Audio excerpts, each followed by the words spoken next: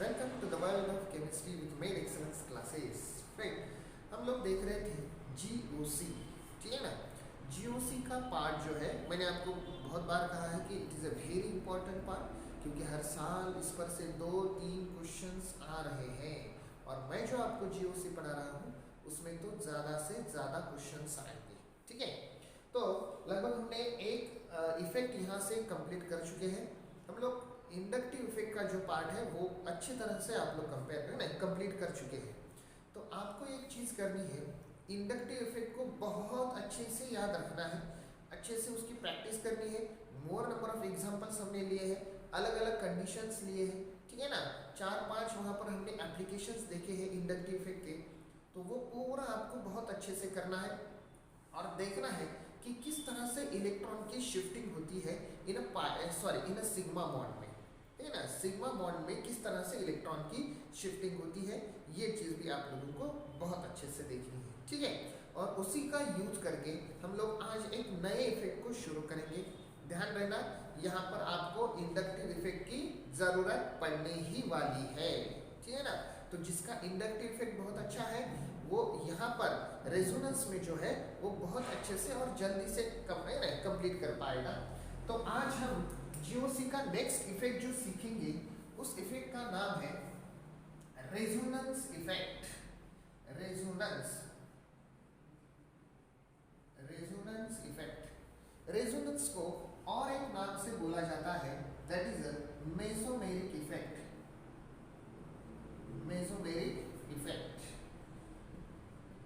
देखो, resonance effect और mesomeric effect ये हम आज देखने वाले हैं, ठीक है ना। पता चला क्या देखने वाले हैं, रेजोनेंस इफेक्ट और मेसोमेरिक इफेक्ट। तो चलिए सबसे पहले स्टार्ट करते हैं, व्हाट इज अ रेजोनेंस। पहला पॉइंट इसमें का देखते हैं कि रेजोनेंस किसे कहते हैं, है ना। What is the definition of resonance, resonance की डेफिनेशन क्या होगी, ठीक है ना। तो रेजोनेंस की एक सिंपल डेफिनेशन मैं यहाँ पर बनाऊंगा, that is delocalisation.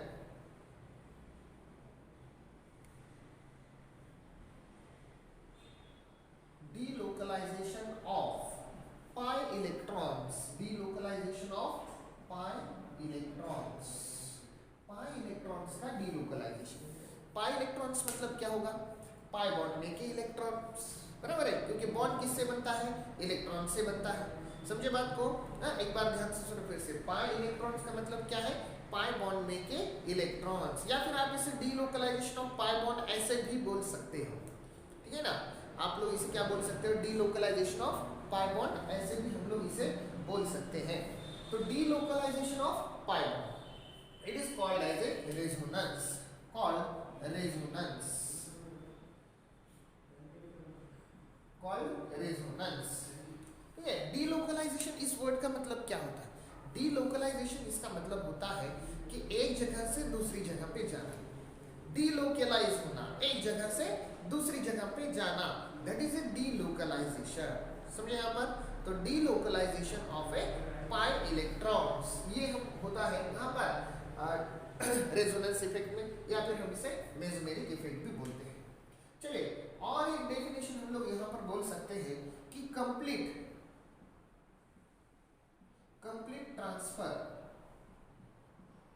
Transfer of pi electrons, complete transfer of pi electrons from one shell to another, ठीक है।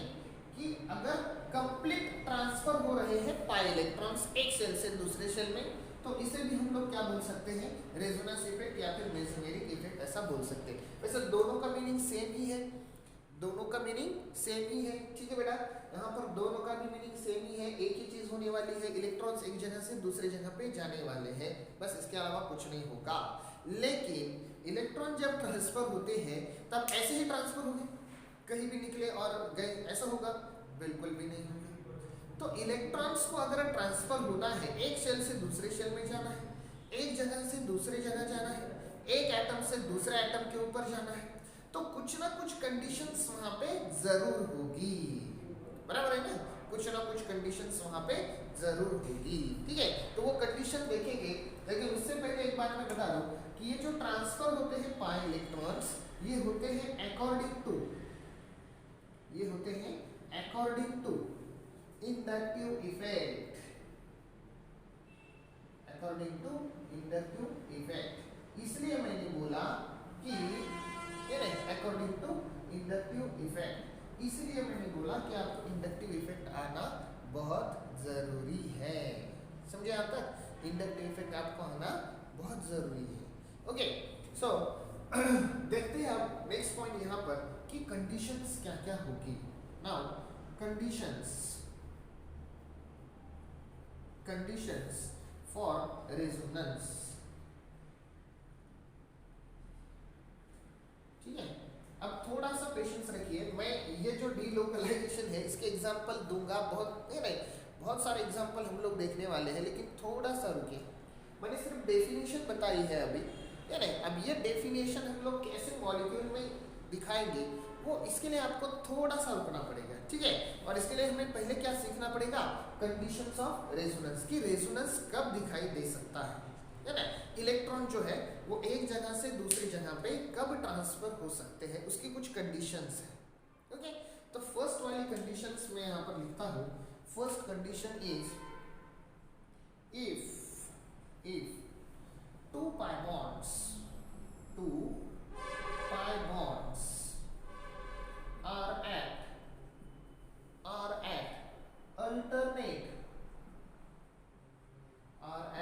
alternate position, if two pi bonds are at alternate position, अगर दो पाई बॉन्ड अल्टरनेट पोजीशन पे है, समझ में आया? अगर दो पाई बॉन्ड्स अल्टरनेट पोजीशन पे है ना, if two pi bonds are at alternate position, then one pi bond is transferred towards another, ये ना। तो एक पाई बॉन्ड जो है वो दूसरे पाई बॉन्ड की तरफ क्या होगा, यहाँ पर शिफ्ट होगा, ये नहीं। एक पाई बॉन्ड क्या होगा, दूसरे पाई बॉन्ड की तरफ यहाँ पर शिफ्ट होगा, ठीक है। तो देखेंगे यहाँ पर कि किस तरह से। ओके, कंडीशन समझे यहाँ पर क्या होगा। अगर ऐसा कोई मॉलिक्यूल है कि जिसमें दो पाई बॉन्ड्स हैं और वो अल्टरनेट पोजीशन पे है, अल्टरनेट पोजीशन मतलब double bond, single bond, double bond, इस तरह का कोई अगर मॉलिक्यूल है, तो उसमें एक जो पाई बॉन्ड है वो दूसरे पाई बॉन्ड की तरफ क्या होगा, शिफ्ट होगा। और ये शिफ्ट होते वक्त क्या फॉलो करेगा, तो ये फॉलो करेगा according to inductive effect, according to inductive effect. तो इंडक्टिव इफेक्ट को फॉलो करेगा और क्या करेगा, एक पाई बॉन्ड जो है वो दूसरे पाई बॉन्ड की तरफ शिफ्ट करेगा। अब देखते हैं इसका एग्जांपल, ठीक है ना। चलिए इसका स्क्रीनशॉट निकाल दो जल्दी से। ओके, नेक्स्ट, अब ये जो आपको मैंने बोर्ड पे लिखा है ये पूरा आपको नोटबुक में लिखना है, ठीक है ना। अच्छे से नोटबुक में इसे लिखो। तो सबसे पहले हम देखते हैं पहले वाली कंडीशन का एक एग्जांपल। अब इसका एग्जांपल होगा कुछ इस तरह से। मान लो मैंने कंपाउंड लिया है CH2 double bond CH single bond CH2, ये वाला एग्जांपल है। अब मुझे बताइए यहाँ पर क्या ये कंडीशन है, two pi bonds are at alternate position पे है। देखो, pi bond, single bond, pi bond, है ना। Double bond, single bond, double bond, alternate position पे है। यस। अब अगर ऐसा है तो क्या कहा गया है, देखो एक पाई बॉन्ड जो है वो ट्रांसफर होगा दूसरे पाई बॉन्ड की तरफ, ठीक है ना। अब याद हमेशा आपको ये रखना है कि इलेक्ट्रॉन्स, ठीक है ना, ये चीज आपको हमेशा याद रखना है। जाने के बाद देखो मैं हिंदी में लिख रहा हूं, इलेक्ट्रॉन्स जाने के बाद पॉजिटिव चार्ज आता है, ये बात सबको पता है, ठीक है ना। कौन सा चार्ज आता है, पॉजिटिव चार्ज आता है। और इलेक्ट्रॉन्स आने के बाद किसी एटम के पास इलेक्ट्रॉन आ गए, ठीक है, तो कौन सा चार्ज आएगा, निगेटिव चार्ज, है ना, ये आता है, याद रहेगा सबको, ठीक है ना। तो पॉजिटिव चार्ज कब आता है और निगेटिव चार्ज कब आता है, याद रखो। अब हम यहाँ पर देखो क्या करेंगे, चलो यहाँ पर बोला गया है कि एक पाइबॉन जो है वो दूसरे पाइबॉन की तरफ शिफ्ट होगा और अकॉर्डिंग टू इंडक्टिव इफेक्ट। अब इंडक्टिव इफेक्ट आप लोगों को पता है क्या है, अब मुझे बताओ, ये तो सिमेट्रिकल है, यहाँ से इस साइड में और इस साइड में सेम ही मॉलिक्यूल है, पूरा का पूरा सिमेट्रिकल है, तो यहाँ पर इंडक्टिव इफेक्ट काम नहीं करेगा, सेम ही इफेक्ट होगा, बराबर है। अब देखो, अगर मान लो कि ये पाइबॉन शिफ्ट होता है दूसरे की तरफ, तो ये यहाँ पर शिफ्ट होगा, है ना, ये वाला पाइबॉन इस तरफ जा रहा है ना, तो यहाँ पर शिफ्ट हुआ। अब एरो का मीनिंग भी समझ लो, एरो क्या होता है ना, हम लोग जैसे कभी भी ऐसा जो कर्व एरो दिखाते हैं, कर्व एरो का मतलब होता है इलेक्ट्रॉन्स, देखो यहाँ पर इस साइड में इलेक्ट्रॉन्स है ना आए हैं, यहाँ पर इलेक्ट्रॉन्स आए हैं, जहां पर हमने ये हेड दिखाया है एरो का, वहां पर इलेक्ट्रॉन्स आए हैं और यहां से इलेक्ट्रॉन चले गए हैं, इलेक्ट्रॉन्स चले गए हैं, समझे, यहां से इलेक्ट्रॉन चले गए हैं और यहां पर इलेक्ट्रॉन्स आए हैं, ये एरो का मतलब होता है। तो देखो एरो मैंने इस तरह से बताया, तो यहां से इलेक्ट्रॉन चले गए और कहां पर आए हैं, यहां पर आए हैं। अब देखो इस मॉलिक्यूल को मैं कैसे एक बार फिर से लिखता हूं, ठीक है। अब ये देखो CH2 का 2 रहेगा, ठीक है, यहाँ के इलेक्ट्रॉन यहाँ पर चले गए हैं, बराबर है ना, तो डबल बॉन्ड यहाँ पर ट्रांसफर हुआ है, तो यहाँ पर क्या होगा, सिंगल बॉन्ड, ठीक है, और यहाँ पर क्या लिखूंगा मैं, CH, ये वाला CH। अब मुझे बताओ, यहाँ से इलेक्ट्रॉन गए हैं और इलेक्ट्रॉन जाने के बाद, देखो इलेक्ट्रॉन जाने, कौन सा चार्ज, पॉजिटिव चार्ज, तो इस कार्बन पे आएगा पॉजिटिव चार्ज, क्योंकि यहाँ से इलेक्ट्रॉन गए हैं, ठीक है। अब यहाँ पर आए हैं, यहाँ पर आए हैं, तो यहाँ पर डबल बॉन्ड लिखेंगे, ये देखो, अब ये CH, ये लिखा CH। अब अगर मैंने ये डबल बॉन्ड जैसे कि वैसे लिखा, तो कार्बन की वैलेंसी क्या हो जाएगी बेटा, 5 हो जाएगी, बराबर है ना, तो ये 2, ये वाले और आगे 2 और 1, तो क्या ये पॉसिबल है, बिल्कुल भी नहीं, अरे कार्बन मर जाएगा, ये नहीं, जगह पर ही मर जाएगा कार्बन, ऐसा बिल्कुल भी पॉसिबल नहीं है। तो जैसे ही ये इलेक्ट्रॉन यहाँ पर आते हैं, ये वाला कार्बन क्या करता है, इस पाई इलेक्ट्रॉन को आगे भेज देता है, किसके ऊपर, दूसरे कार्बन के ऊपर, किसके ऊपर भेजेंगे इसे, दूसरे कार्बन के ऊपर भेजा जाता है। तो यहाँ पर क्या होगा फिर, सिंगल बॉन्ड, ये क्या है CH2 और इलेक्ट्रॉन आए हैं, तो आने के बाद कौन सा चार्ज, निगेटिव, तो ये निगेटिव चार्ज है, तो इस स्ट्रक्चर से ये स्ट्रक्चर बना है, समझ में आया।